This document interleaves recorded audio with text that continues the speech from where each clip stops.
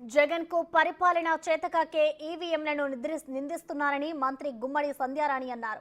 ఎమ్మెల్యేగా గెలిచిన మొదటిసారే మంత్రి కావడంతో ఆనందం వ్యక్తం చేశారు ఆమె. గిరిజన ప్రాంతాల్లో అన్ని సమస్యలను పరిష్కరించేందుకు కృషి చేస్తానంటున్న మంత్రి సంధ్యారాణితో మా ప్రతినిధి శివశంకర్ ఫేస్ టు ఫేస్.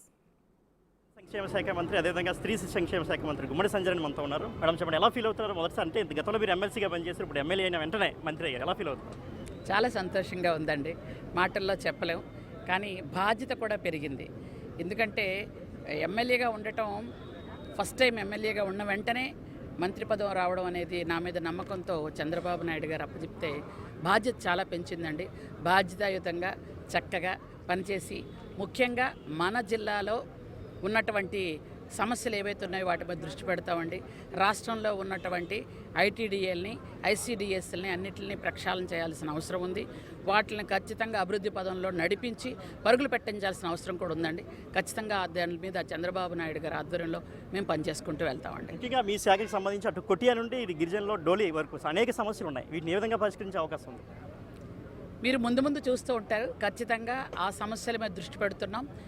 ఈరోజు ఎందుకంటే అన్నప్రాసన రోజు ఆవకాయ రుచి ఎందుకండి, మీరు రేపటి నుంచి చూస్తూ ఉంటారు.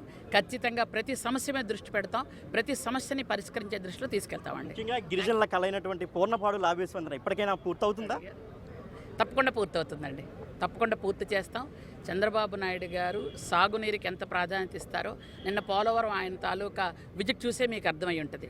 సోమవారాన్ని పోలవరం చేసి ఇంతకు పూర్వం ఎలాగైతే 80% మనం కంప్లీట్ చేశామో దాన్ని పూర్తిగా నాశనం చేసింది వైసీపీ గవర్నమెంట్. కాబట్టి ఈరోజు మళ్ళీ దాన్ని బాగు చేయడానికి చంద్రబాబు నాయుడు ఎలా కంకణం కట్టుకున్నారో మిగిలిన చిన్న ప్రాజెక్టులు కూడా ఖచ్చితంగా నిధులు ఇస్తారు, బాగు చేసే ఆలోచన కూడా మాకు ఉందండి. ఫైనల్గా చెప్పండి, రీసెంట్గా జగన్మోహన్ రెడ్డి ఈవీఎంల గురించి కామెంట్ చేశారు, మళ్ళీ పోస్టల్ బ్యాలెట్ ద్వారా ఓటింగ్ జరపాలన్నారు. దానిపై మీ కామెంట్ ఏంటి?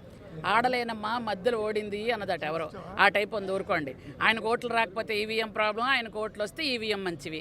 ఆయన మాటలకు విలువ ఎక్కడ ఉందండి? ఎందుకు అనవసరంగా ఆయన గురించి మాట్లాడుకోవడం మనకు టైం వేస్ట్. ఇది మంత్రి చెప్తున్నారు. ఖచ్చితంగా ఐసీడీఎస్ అదేవిధంగా స్త్రీ సంక్షేమంతో పాటు గిరిజన శాఖని ఖచ్చితంగా అభివృద్ధి చేస్తాం, గిరిజన ప్రాంతాల్లో సమస్యలన్నీ కూడా ఖచ్చితంగా క్లియర్ చేసే విధంగా కృషి చేస్తామని ఆవిడ చెప్తున్నారు. కెమెరామెన్ హరీష్తో శివశంకర్, బిగ్ టీవీ, విజయనగరం.